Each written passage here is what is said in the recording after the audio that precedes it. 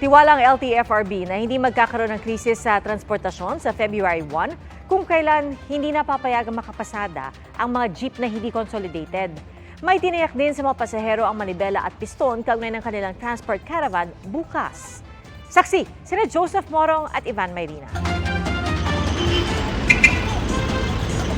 Isang buong araw na transport caravan ang ikinasa bukas ng grupong Piston at Manibela habang papalapit ang panguhuli sa mga kolorong na tradisyonal na jeep sa February 1. Mula UP Diliman, magmamarsya ang grupo papuntang Mendiola.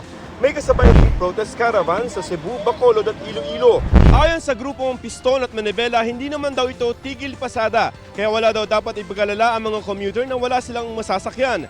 Pagpapakita lamang daw ito ng pagkontra sa PUV Modernization Program. Gusto nilang suspindihin muna ng gobyerno ang pagpapatupad ng PUV Modernization Program at payagan muna ang mga Provisional Authority o PA ng mga traditional na jeep na hindi nag-consolidate na makabiyahe pa rin sa February 1. Dagdag pa ng grupo, walang kapangyarihan ng Land Transportation Franchising and Regulatory Board o LTFRB na kanselahin ang prangkisa na galing sa Kongreso. Kaya kahit may banta ng panguhuli sa A1, mamamasada pa rin daw sila. Ang dinidlan nyo ay PA. Yung prangkisa, nananatiling prangkisa ng mga operator.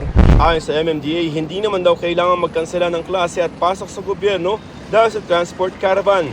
Kung may kontra PUV Modernization Program, may pabor naman dito. Ang Pasang Masdate Papan Transport Group naghahain ng mosyon sa Korte Suprema para magpahayag ng suporta sa programa. Nasa lampas 100 na mga operator ang sumusuporta raw sa modernisasyon. Sa simpleng paliwanag, inuupos po namin ang kanilang ipinail na TRO para hindi po matigil ang modernization program ng ating pamahalaan. Kung patuloy na naninindigan ng LTFRB na wala ng extension sa deadline at tuloy na tuloy na ang PUV Modernization Program, ito'y dahil may basbas daw ng Pangulong programa. He was very confident in saying hindi na tayo mag-extend, and he was still saying sa dulo, tulungan pa natin ang ating mga drivers, mga kooperatiba to improve further yung programa. Tiwala daw ang LTFRB, malabo magkaroon ng krisis sa transportasyon sa February 1. Kung ang pagbabasehan daw kasi ay ang lampas 20,000 nag-confirm na mga unit sa Metro Manila.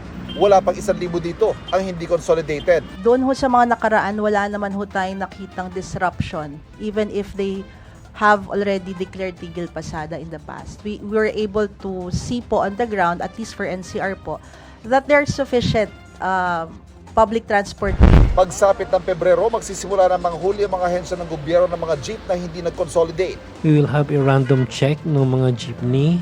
Titignan po namin yung kanilang papeles. Eventually, we will be issuing stickers sa parang yung nakikita po ninyo sa pinapaskil ng LTO para ma-determine po namin kung yung isang jeep ay miyembro po ng isang consolidated entity.